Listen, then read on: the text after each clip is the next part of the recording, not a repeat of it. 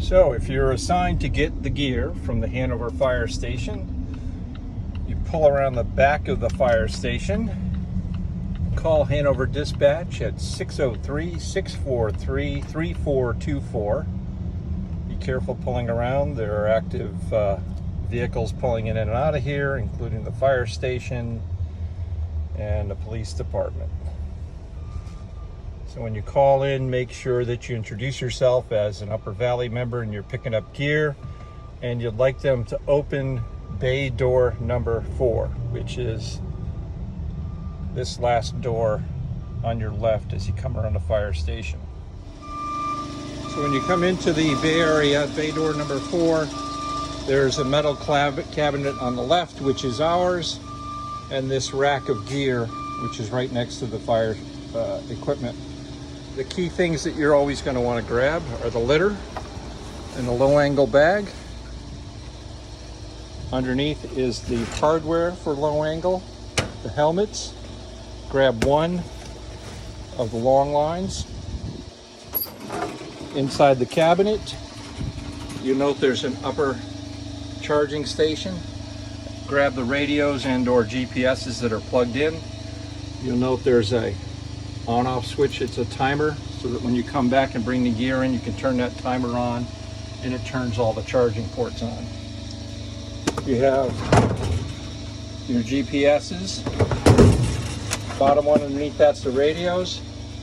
This one here has all radio harnesses, compass, batteries, headlamps, flagging, and radio harnesses. So you're going to want to grab all of that to make sure you have gear that goes to every call out. Hey folks, I just want to go over, when you go to pick up the litter and the low angle gear, exactly what you're getting and exactly how to assemble the litter and what the gear bring with you. As you can see, it comes with a backpack. You're going to have to get somebody else to carry your backpack unless you want to take it out of his bag and strap it to your own pack, which is also doable. So it's a backpack strap. You can see that the lower, less wide side of the litter is on the bottom, and the wider side is on the top. First thing, you can open this up. You can see it's a Velcro strap that works just like a wet bag, dry bag. Just open it up. Backpack straps, adjustable. On the back side, we've got tightening straps. Allow it to be a little bit more secure on your back and not jiggling around.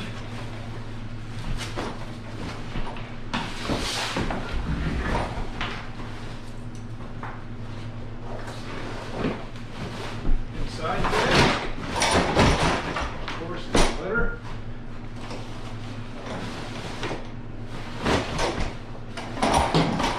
Easy to do with more than one person.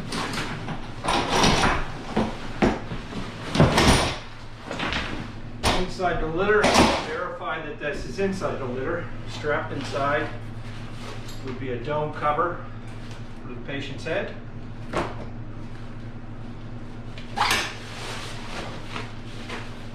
Very important, carry straps.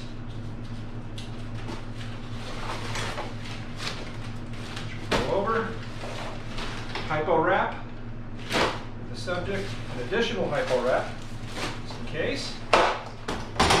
Titanium litter comes in 2 pieces. Inside each section,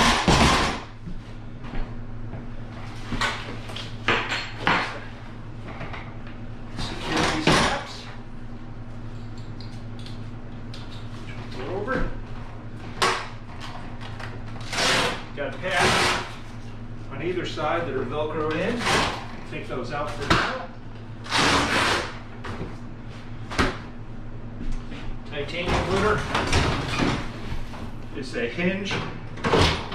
You don't want to go all the way 45, but you want to go pretty close to 40 degrees.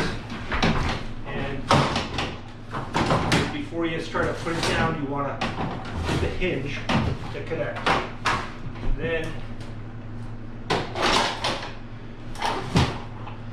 you want to make sure that these screw threads, there's a small button allows you to push it back from going forward. You want to make sure those are pulled back so this way the litter goes in place. And then you screw each of the threads until that button pops out. That is the locking mechanism behind it. And definitely when you're going to unscrew this, you want to make sure that you press in that locking button before you do that. Okay, pads. There's a Velcro connecting the two of them.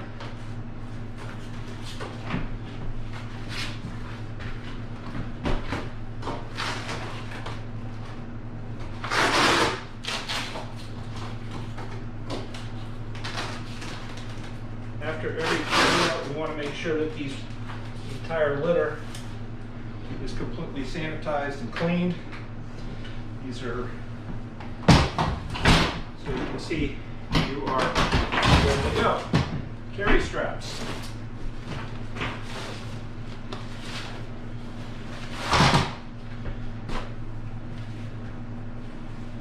They are 2-inch webbing and they're sewn at either end. So you're going to have 3 positions that you half hitch each of the straps in.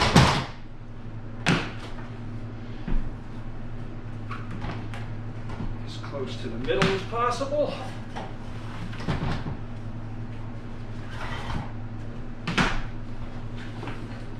As close to the front as possible. Gives you the maximum ideal amount of separation. Okay, a couple more close-ups about the litter. One is a Cascade toboggan break apart titanium litter. So it's got a fiberglass bottom to it, which makes it pretty handy sliding on the snow. Doesn't like the rocks very much, but it will work if you have to. The straps for securing the subject.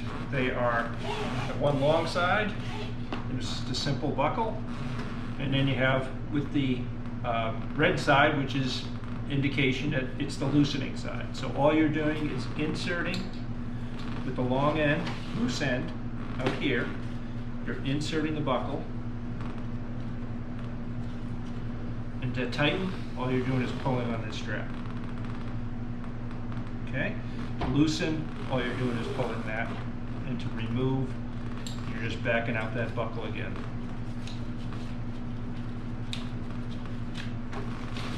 I also attached sort of a hack, which is basically a simple way to keep the patient's head from getting a lot of debris from trees and snow and ice and rain when you've got them wrapped up in your hypo wrap. All this is just an insulate pad with some Velcro. You can see it's just one piece. And it's attached to the litter arms with 3 Velcro straps. That's also included in the litter when you go to pick it up. Okay, so that's just that simple. So you got 3 Velcro straps. They're the ones that attach to the rail on the litter. And it just simply Velcros down on either side to create the dome to protect the subject.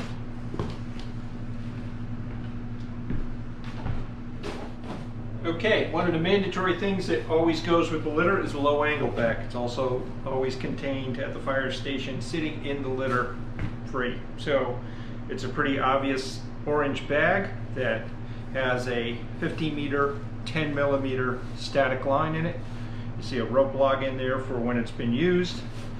Inside that bag you will see that there is a large locking carabiner, a long piece of tubular webbing for an anchor, and an ATC for belays. The rope, of course, and inside there's a pair of subject patient glasses. You always want to have safety glasses for the subject so we can keep debris and everything out of their eyes. Once again, every time the litter goes, the low angle bag goes with it. So I just wanted to show a little bit more of a close-up of exactly how the hinge mechanism and the thumb screw works. So you can see where my finger is, there's a small spring-loaded button. That's a locking mechanism that prevents the screw from loosening.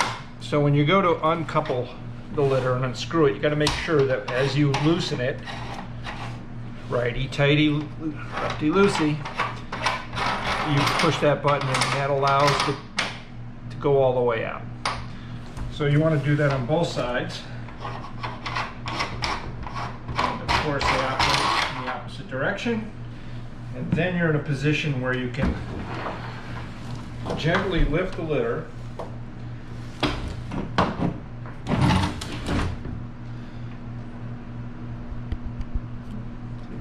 hinge and then loosen the hinge in order to get it to release.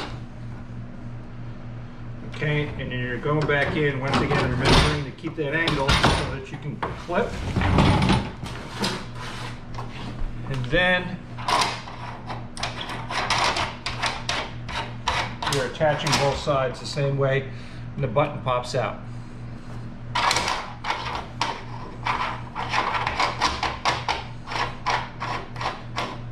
And the button pops out. So you're secure. You don't have to over tighten these because that button will prevent it from loosening. And that's a little bit better view of that. Getting the litter into the bag and packaging accordingly. So shoulder straps are going to be on the bottom of the litter to make sure you have a nice smooth surface for your back. The inside of the litter isn't grabbing you. And the open ends of the litter are on the top of the bag so that the wide part is above. It's not clipping you in the heels when you're trying to carry this. This is a much easier two-person job, of course.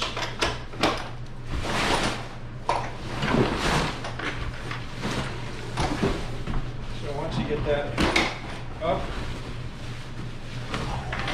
you're going to take the Velcro, just attach that, and just like your dry bag, fold it over 2 or 3 times.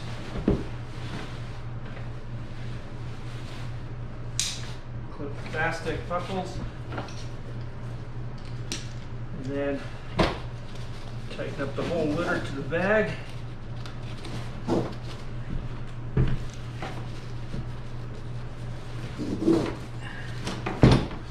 it doesn't bounce around on you. And you are good to go. Here's a good view of your litter all packaged up and strapped, ready to go into the bag. So you've got the outer litter straps are holding the 2 pieces together, and the inner straps are holding the gear into the litter. So first you can see this first strap, I've got the hypo wraps. Second strap, I've got the head cover, and then I have just the carry strap bag attached to the bottom, because that's the heaviest piece of all this, so that ends at the bottom of the litter. And your rope bag, your litter bag is ready to go.